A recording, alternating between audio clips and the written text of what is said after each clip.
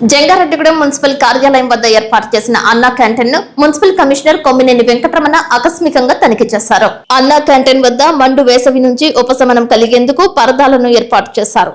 Canteen లో భోజనాలు స్వీకరిస్తున్న వారి నుంచి వివరాలు అడిగి తెలుసుకున్నారు. కూరల్లోనూ పప్పు, సాంబార్ తదితర వాటిలో రుచి ఏ విధంగా ఉంది అనేది అడిగి తెలుసుకున్నారు. చక్కటి భోజనం అందిస్తున్నారని ప్రజలు తెలిపారు. తక్కువ ధరకు నాణ్యమైన పౌష్టికాహారాన్ని అందించడంపై పలువురు ఆనందం వ్యక్తం చేశారు. నాణ్యత, మెనూ విషయంలో రాజీ పడే ప్రసక్తే లేదని కమిషనర్ వెంకటరమణ తెలిపారు. అదేవిధంగా ఈ నెల 1వ తేదీ నుంచి 30వ తేదీ వరకు ఇంటింటికి జనగణన కార్యక్రమం చేపడుతున్నట్లు తెలిపారు. గుర్తింపు కార్డులు కలిగిన సిబ్బంది ఇళ్లకు వచ్చినప్పుడు కుటుంబ వివరాలు తెలియజేయాలని కోరారు. జనగణనలో పేర్లు నమోదు చేసుకుంటే భవిష్యత్తులో ప్రభుత్వం నుంచి సంక్షేమ అభివృద్ధి పథకాలకు నిధులు సమకూరే అవకాశం ఉంటుందని అన్నారు. ప్రజలకు నమస్కారం అండి.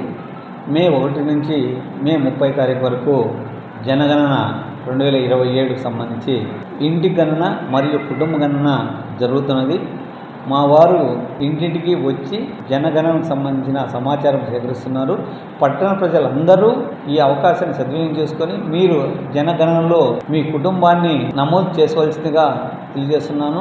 జనాభా లెక్కలో మీరు కూడా ఒక సభ్యుడిగా, ఒక మెంబర్గా ఉండి ప్రతి ఒక్కరూ దీంట్లో నమోదు చేయవలసిందిగా తెలియజేస్తున్నాను. దీనివల్ల ఉపయోగాలు రాబోయే 10 సంవత్సరాల కాలానికి సంబంధించిన ప్రణాళికలు రచించడం కావచ్చు, టౌను ఎలాగా ఎంత పర్సెంటేజ్ డెవలప్ అవుతుంది, దానికి సంబంధించిన మౌలిక వసతులు, రోడ్ల విస్తరణ, వారికి కావాల్సిన త్రాగునీరు, పారిశుద్ధ్యము, విద్యుత్ విస్తరణ గురించి ఈ జనాభా కీలకం. కాబట్టి మీరందరూ పట్టణంలో నివసిస్తున్న ప్రతి ఒక్కరూ జనగణనలో నమోదు చేసుకోవాల్సిందిగా తెలియజేస్తున్నాను. ఈ సందర్భంగా మా వారు ఐడెంటిటీ కార్డు వేసుకొని మాత్రమే జనగణనకు వస్తారు. కొందరు దీన్ని అవకాశంగా తీసుకొని సైబర్ నేరస్తులు వచ్చి మీ దగ్గర ఓటీపీలు కావచ్చు, మీ పర్సనల్ సమాచారం కావచ్చు, బ్యాంక్ సమాచారం కావచ్చు, ఎవరైనా అడిగితే మీరు ఎవరు అలాంటి వారికి మీరు సహకరించద్దండి. ఓటీపీలు కానీ మీకు సంబంధించిన పర్సనల్ సమాచారం ఎవరు ఇవ్వద్దండి అని ఈ సందర్భంగా తెలియజేస్తూ, మా వారు మీ